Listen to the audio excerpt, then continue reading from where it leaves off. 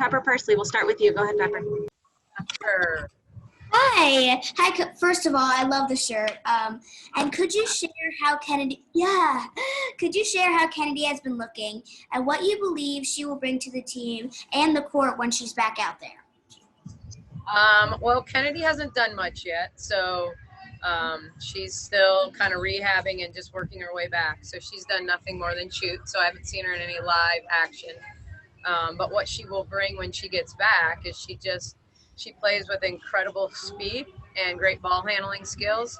So she's always putting pressure on the defense by attacking the paint, which constantly forces teams into rotation. So, it's really about the pressure she puts on because she's so athletic and so skilled getting to the rim, getting to the paint, that she creates shots not just for herself, but for her teammates because players have to help.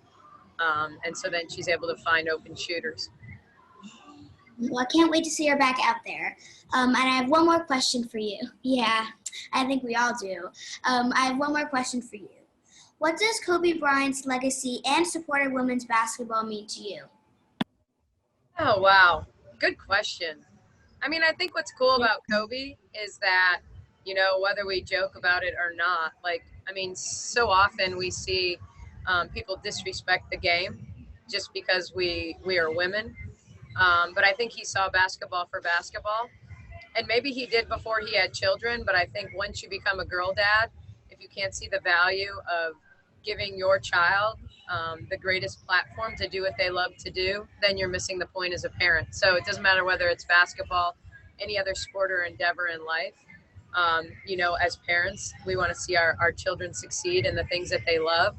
And so, I think as much as that, if there's a cool memory in all of this, it's even the hashtag girl dad, because he was so profoundly involved in Gigi's life and her basketball career and how that translated to, what her future might have been.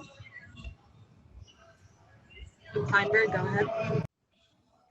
Hey, Coach. How you doing today? I'm doing all right. How are you? I'm pretty good. I got to think it's a positive. I know you guys obviously didn't get off the schneid, but seeing Glory look like I'm guessing you expected to look like, and Shakino shooting well, like the pieces are getting better and more what you were hoping to have this season, obviously minus Kennedy right now. Yeah, I think you saw certainly what we thought Glory could bring to the table. I don't think necessarily we assumed she'd go get 20 every night, but I think the energy that she played with, getting a layup in transition early, her attacking the basket and finding Benaja before the half, getting an offensive rebound, like kind of all the little things that then I think jump-started her game, because she's so hard to guard in the high post when she's aggressive off the bounce. So hopefully she can translate that going forward, the idea of like seeing that there's multiple ways for her to score in what we do, even when, quote, her number isn't called. So much of what we do is predicated on how the defense plays us. And so her understanding and reads were really good the other night. So certainly that was a big part of it. I think Courtney would tell you she'll be happy to get Kennedy back so she can play off the ball, but I think other than that, I think you saw us defend a lot better the other night, which is, I think, we're on pace to be the best offensive team in Atlanta Dream history. But we've got to guard. We've got to consistently take away other teams' strengths and rebound the basketball. Are you staying with the same lineup today? Does it seem to work a little bit? Same lineup as the last game, yeah. Thanks, Coach. Good luck today. Thank you. Michelle Voepel, go ahead. Yeah, Coach, I think the injury report has Kennedy as questionable. Do you know yet for sure if she'll play today or not, A? And B, how important is that for somebody like a Courtney Williams whenever Kennedy does come back? Yeah, I think Courtney will be the happiest person on the team. I think that there have been games that, playing the point has not been as difficult. But you certainly saw the number of kind of false entries, we'll call them, Sykes length bothered Courtney. And there were just so many times when we just couldn't, really enter the ball and get our offense started, because when we did, good things happened. We had 27 assists on 33 baskets in the last game. So we did a lot of things well offensively other than turn the basketball over. So you get Kennedy back, and even though, she may turn the basketball over some, it's going to be her touching the paint, her being aggressive and aggressive turnovers, as opposed to that kind of those entry turnovers before we even get started. And, we were having her go through warm-ups. My guess is she won't play. I haven't talked to the trainer yet. She was going to go through a full warm-up today, but she has not been through a practice, which, practices are hard to come by in the bubble. So I'm not sure I'm comfortable playing her until I've seen her play with someone defending her. And I know maybe this isn't a fair question to ask, so forgive me, but let's just say she returns the next game. Do you think in terms of Rookie of the Year that even missing a few games shouldn't matter that much? I mean, obviously I think you guys would probably advocate for her, but how do you think people are going to view that? Let's say she returns and goes right back to, close to what she was doing. How do you think people will evaluate that whole thing? I mean, certainly it's eye of the beholder, of course. I mean, I think everybody's obviously talking about Crystal Dangerfield and Julia Allemond right now, and both have had great campaigns and are playing a ton of minutes and doing great things. I think that, it certainly all depends on her ability to play, what kind of minutes can we put on her, as to, whether she continues to prove that she's the best rookie in this class, which I don't think that, I'd certainly advocate for her in that situation. I think, before she got hurt, she was on pace to be maybe unquestioned. But she's got to perform when she gets back, and so until I see what happens there, I certainly, when you think about in the past, some of these awards, whether it's all conference or whatever, certainly how much time you miss certainly impacts the vote. But I think it all is going to come down to, whether you think she's the most valuable player on the team, whether you think she's just the best rookie, given the parameters. I mean, every coach votes differently. Every media person certainly can vote differently. But I don't think there's any doubt that Kennedy Carter could be the star of this class. Thank you. Leah Secondo, go ahead. Thanks, Coach. As far as some of the keys today to victory, and also if you could kind of shed upon Courtney. Courtney has a great personality. Just maybe what she has said to you with her thoughts of looking through the point guard position through the lenses that she's looking at, because she was a little funny yesterday on Twitter about that, and a different respect now for point guards. Yeah, I mean, I think the keys to the game today, we've got to be great at the point of attack, especially with Dangerfield and Collier. So much of what they do offensively is going to run through Nafisha in a variety of ways. So we've got to be great in terms of loading up on her and being good in pick and roll defense, especially as well as Crystal Dangerfield has played over the last 5. So those are big keys. And then they're the best offensive rebounding team in the WNBA. And, certainly not having fouls hurts them in that category, but Nafisha gets 3 offensive rebounds a game, and Carlton is going to go to the boards, and Dantas is going to go to the boards. So, we've definitely got to, be even with them and not let them get a lot of second chance points.